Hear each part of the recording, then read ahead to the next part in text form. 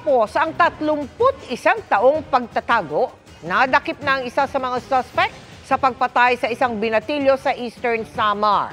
Ang ugat ng krimen? Dahil sa pagnanakaw ng mani sa tindahan. Nakatutok si John Consulta. Exclusive.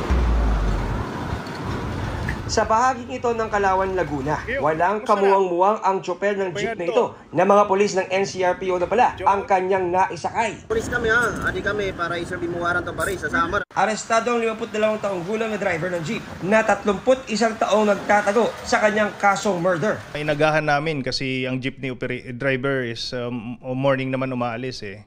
Nilapagan na namin early morning bago magbukang liwayway doon sa Kalawan, Laguna. Ayon sa NCRPO, June 1993 nang mangyari sa Basay, Eastern Samar ang pagpatay sa isang binatilyong bantay ng isang tindahan. Nagnakaw umano ng mani ang mga suspect habang nasa kasarapan ng kanilang inuman noon. May alitan na sila nung umaga.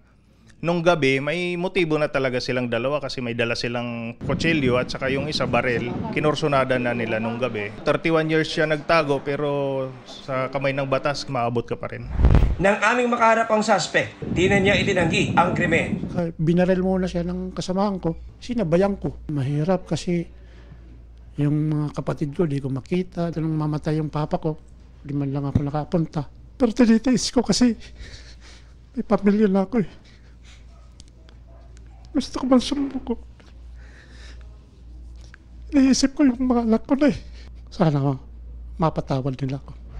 Nakakulong ngayon sa Camp Bagong Diwa ang suspect habang inaantay na ma-schedule ang pagbalik niya sa Samar para harapin ang kanyang kaso. Para sa GMA Integrated News, John Consulta, nakatutok 24 oras.